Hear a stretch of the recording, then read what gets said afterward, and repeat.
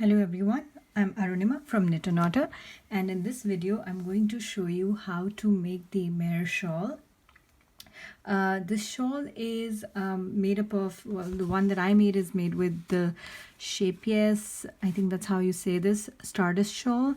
It is listed as a DK weight, but it really doesn't work up like that. It works up more like a fingering weight yarn, and it has a little bit of mohair in this, so it was perfect for me to make the lacy shawl that Mehr is.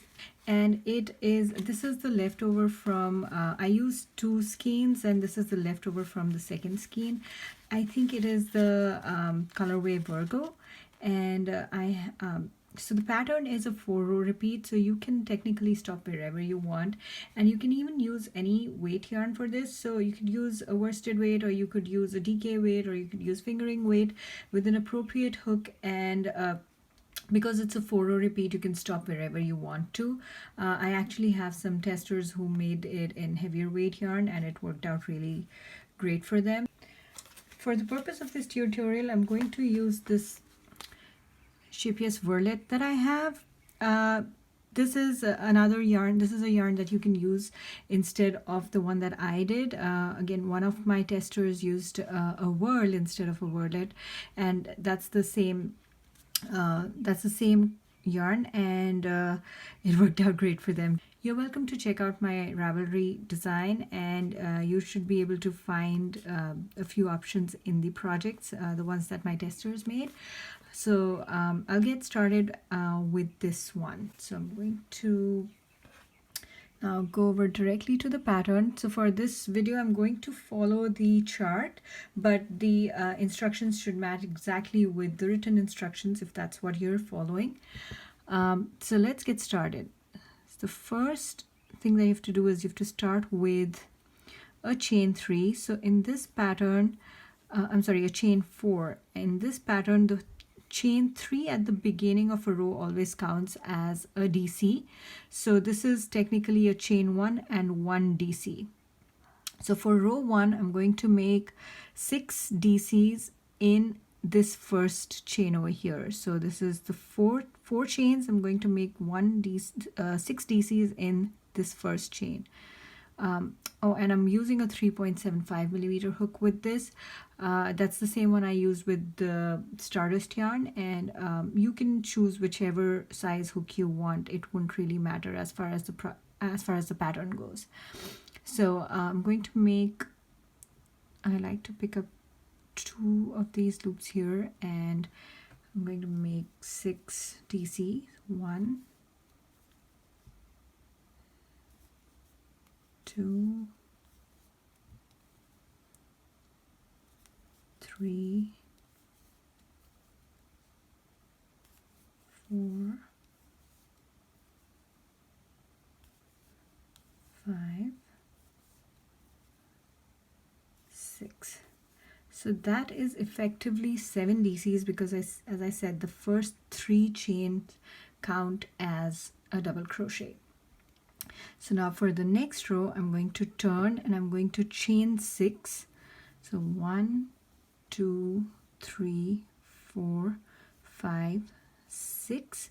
So that is the first 3 count as a DC, and the next 3 make the chain 3 space. And I'm going to now double crochet in the 4th DC. So this is 1, 2, 3, 4. So that is technically the center most DC. That's 7 DCs. So there are 3 on the right and 3 on the left. So I'm going to double crochet in the 4th.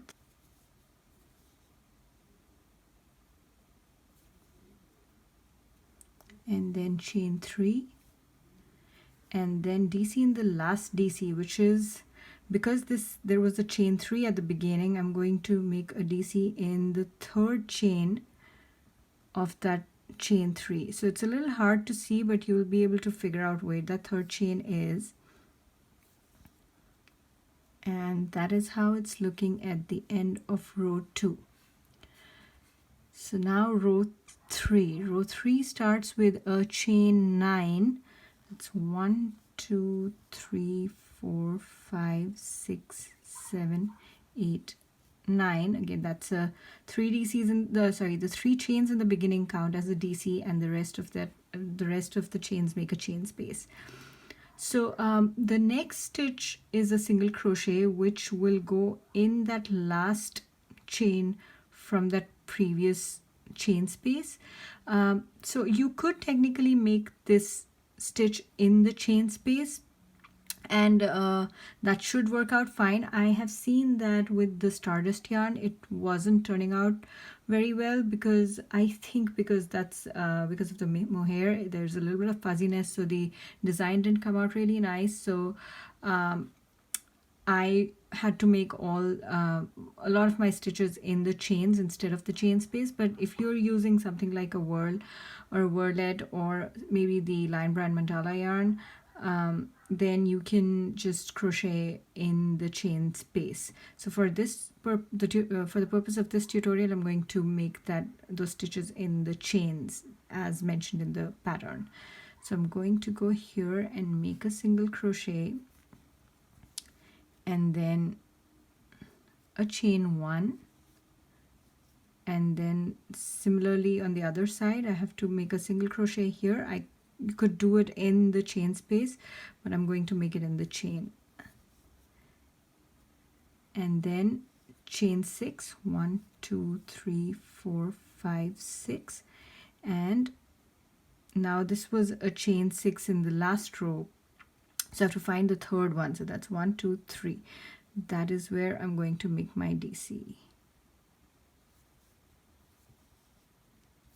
So the setup is a little hard. The first few rows, it takes some time to get used to the pattern, but once you have these, it should be very easy to make. So this is the end of row 3. Now row 4, it starts with a chain 3. That's going to count as 1 DC, and then I'm going to make another DC in that same chain. So that's one more DC, and then I'm going to make 3 DCs in the next 3 chains. So 1 2 and 3. So you could also make these 3 in the chain space here, but I prefer to make them in the chain. It gives a more clear pattern. So that's 3, and then now chain 3, and for the next one there is a DC in the next chain space. So I'm going to, for here it doesn't matter too much, so I'm just going to go ahead and make that double crochet in that chain space here, that chain 1 space from the previous row. So that is 1 double crochet and then 3 chains.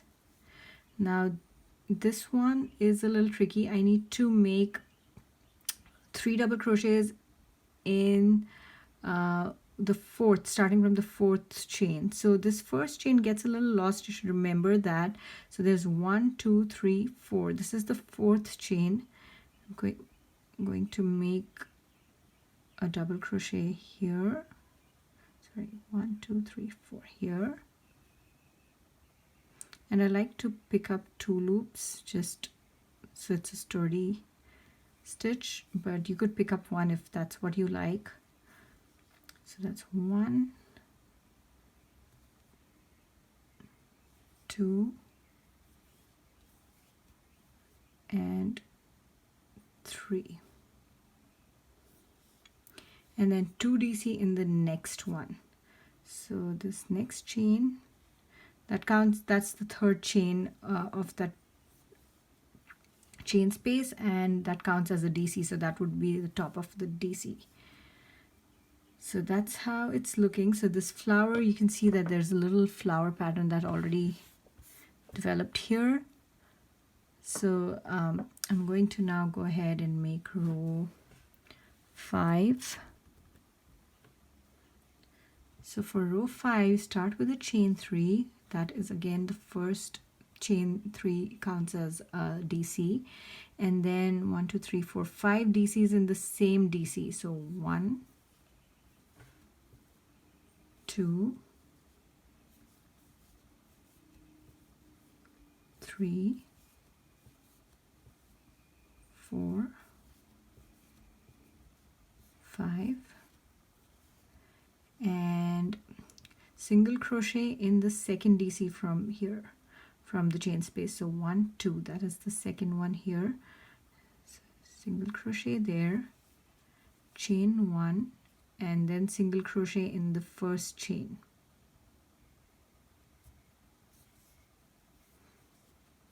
So that creates a little chain space for the next row.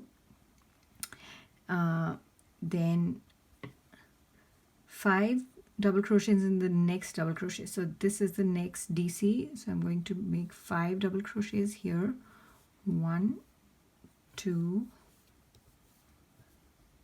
3, 4, 5,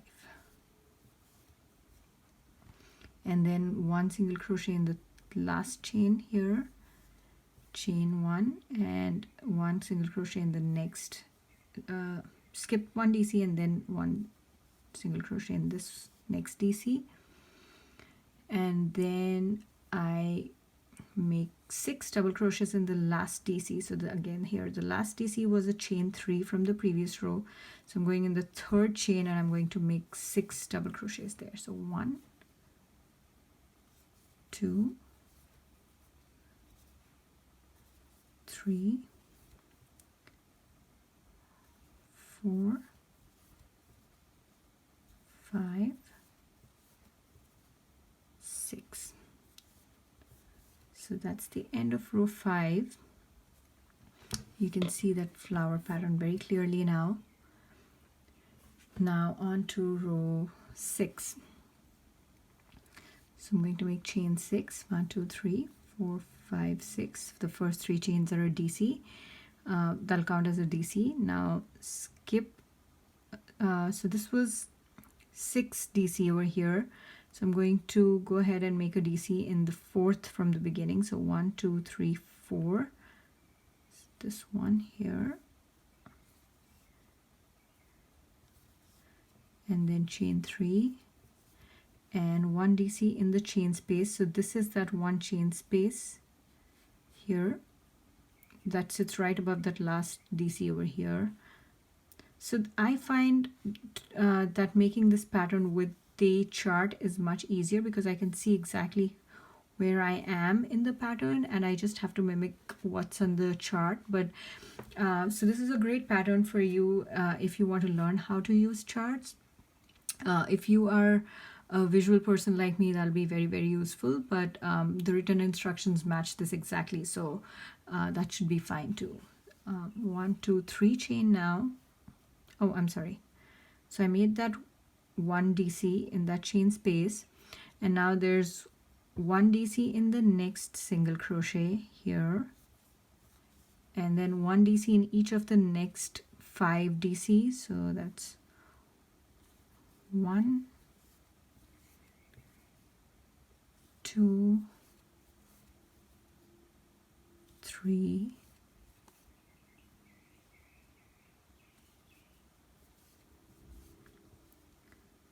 4, 5, and then 1 DC in the next chain space, and then 1 DC in the next single crochet, 1 DC in the next single crochet, and then 1 DC in the next chain space. So this is a very repetitive pattern and it's symmetrical on the left and right, so you can sort of get a sense of how many stitches you'd have to make and where you'd make them because they're a mirror image from the center. I have to make 3 chains, so 1, 2, 3, and then I have to make a DC. I have to skip 2 DC and make a DC in the third,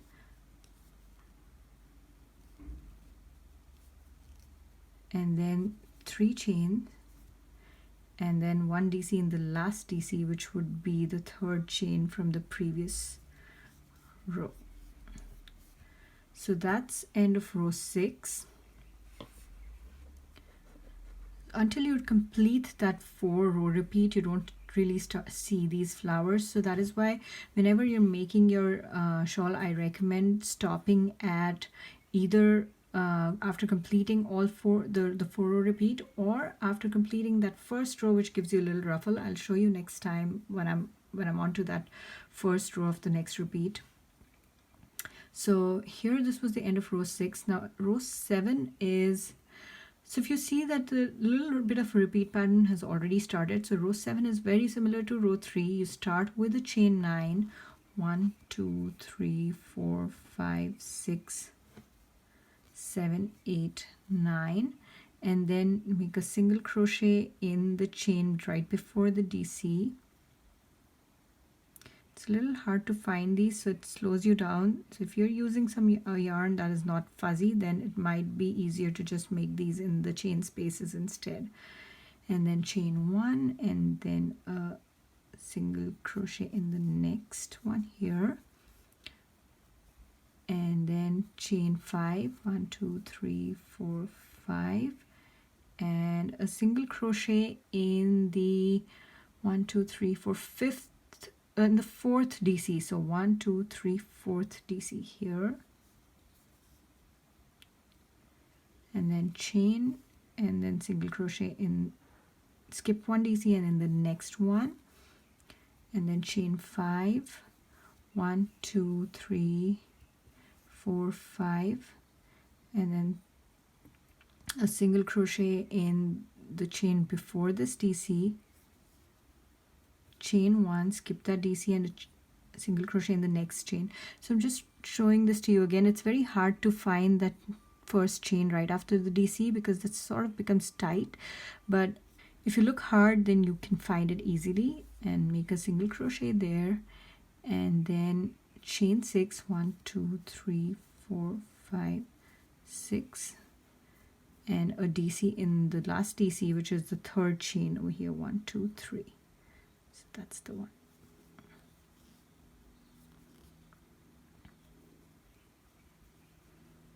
So there it is.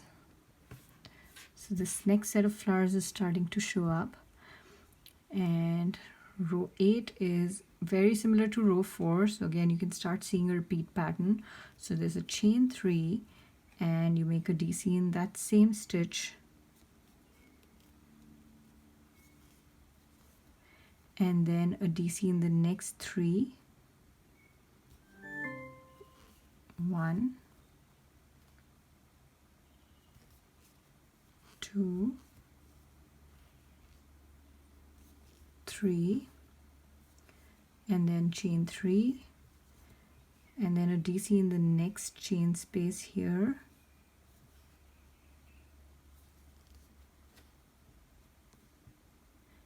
and then chain 3, and then a double crochet in each of the last 3 chains here. So that's 1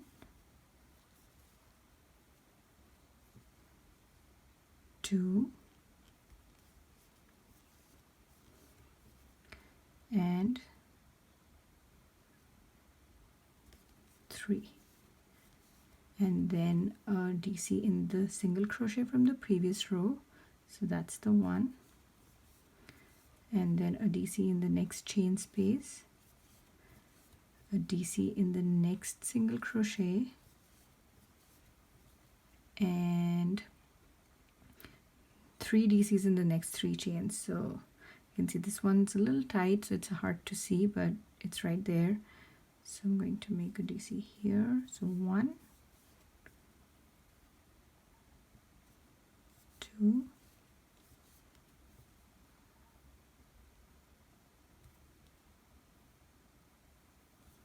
3, and then chain 3, and DC in the next chain space here. So it's very easy to see where the spaces are because the stitches are very clearly defined, and there's a lot of space, there are a lot of chain spaces, so it's very easy to find that one chain 1 space that lies between these 2 large chain spaces. So that's that 1 DC over there, and then chain 3, and then DC in the fourth chain. So 1 2 3 4,